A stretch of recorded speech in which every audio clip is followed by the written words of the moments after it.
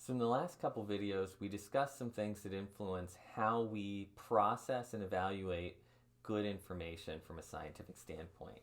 We talked about how the political process and politics causes us to be less good at logically processing things.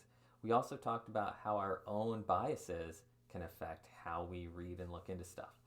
Today I want to talk about how industry can affect this, or in particular, conflicts of interest.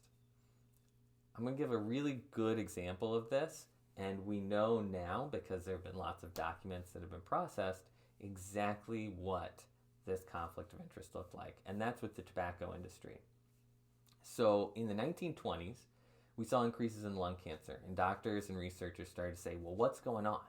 And they logically came up with a lot of different plausible causes. Some of them were ideas like, was this a latent effect from poison gases in World War I that were used, and now we're just seeing it manifest years later? Or possibly some latent effects from the 1918-1919 swine flu pandemic. That affects the lungs. That could be going on. They also suggested some direct causes. Is there asphalt dust getting in people's lungs and irritating it? Or maybe just air pollution in general. We've had increases in both of those, and we're largely exposed to it.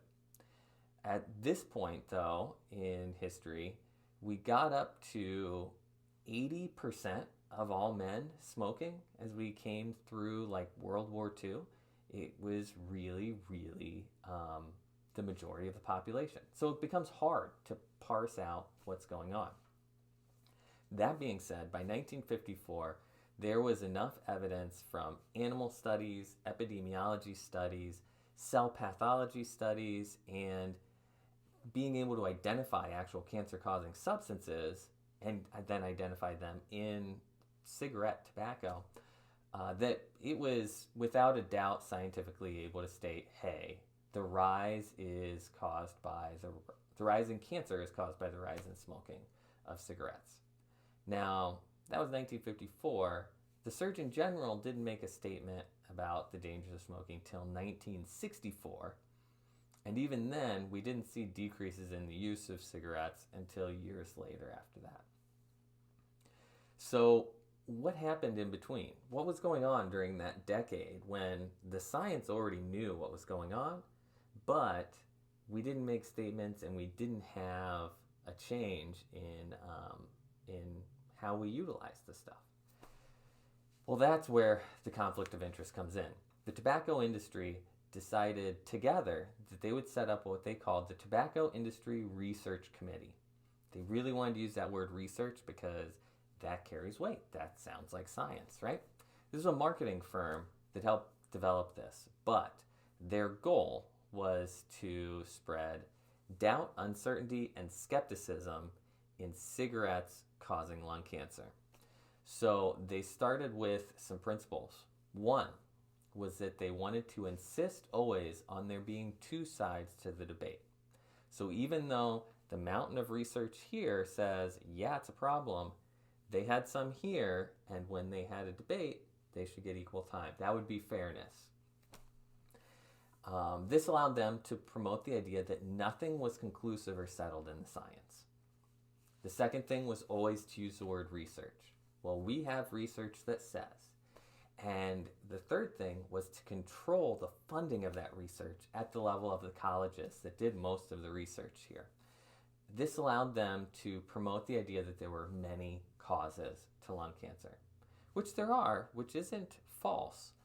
But this allowed them to say, well, again, it's not concluded that cigarette smoking is really the cause of this increase. The last thing that they really wanted to do, the fourth thing, was to show concern. Look, we're throwing money at this. We want to get to the bottom of this just as much as everyone else. So you can trust us. We will get to the real answers. This conflict of interest was between selling cigarettes and making money and people's lives. And to just break that down, there is one lung cancer for every 3 to 4 million cigarettes sold. A factory, with the amount they can produce a year, creates 25 to 30,000 deaths per year per factory. If we look at all-cause mortality, it's actually one death per 1 million cigarettes sold. So that's 10 deaths per semi-truck of cigarettes getting shipped out. A cigarette costs about a penny to make, which means that there's about $10,000 profit per life that's lost to big tobacco. That's still true today. At least we have less smoking going on than we used to, but it continues. And it continues because now people are hooked. People are hooked, and they still say some of these same things that were promoted in the 50s against real science. But why? Why does it happen?